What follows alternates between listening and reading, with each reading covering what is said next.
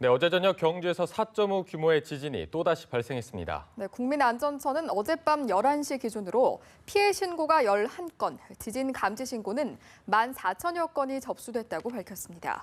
보도국 연결합니다. 김혜영 기자. 네, 국민안전처가 어젯밤 11시 기준으로 경주 여진에 따른 피해 신고가 11건 접수됐다고 밝혔습니다. 피해 신고 유형은 모두 재산 피해로 주택 균열이 6건, 마당 균열이 2건, 도로 균열 1건, 기타 2건 등입니다. 지역별로는 울산 5건, 대구 3건, 경북 2건, 전북 1건이 신고됐습니다. 안전처는 정확한 피해 규모는 추가 확인이 필요하며 부상 등 인명 피해는 아직 신고되지 않았다고 밝혔습니다. 통신시설과 군시설, 국립경주박물관, 고리원자력발전소 등도 피해가 없는 것으로 밝혀졌다고 전했습니다.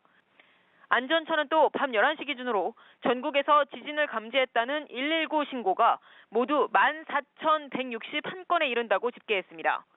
경주 여진 발생 상황에 대해서도 다시 정리해 말씀드리겠습니다. 어제 저녁 8시 33분쯤 경주시 남남서쪽 11km 지점에서 규모 4.5의 지진이 발생했습니다. 이번 지진은 지난 12일 경주 인근에서 규모 5.8의 지진이 발생한 이후 300여 차례 이어진 여진 가운데 규모가 가장 큽니다. 진앙은 경주시 내남면 덕천리 산 99-6번지로 지난 12일 본진의 진앙으로부터 3.9km 떨어진 지점입니다. 일주일 만에 발생한 이번 여진은 서울과 인천 등 수도권을 비롯해 광주와 대전 등 전국에서 감지될 정도로 강력했습니다.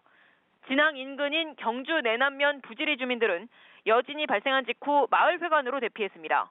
부산과 창원, 대구와 울산 등에서도 고층 아파트에 사는 일부 주민들이 인근 공원 등으로 긴급히 피신했습니다. 서울과 평택에서도 건물이 흔들렸다는 등의 제보 전화가 빗발쳤습니다.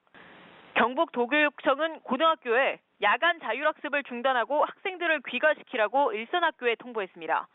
진앙인 경주 지역 일반계 고등학교 10곳도 야간 자율학습을 중단하고 학생들을 집으로 보냈습니다. 대구시 교육청과 울산시 교육청, 부산시 교육청도 지진 발생 직후 고등학생들이 안전하게 귀가하도록 지시했습니다. 한편 황교안 국무총리는 경주 여진의 피해 상황을 신속히 파악하고 관련 정보와 행동 요령을 실시간으로 안내하라고 지시했습니다.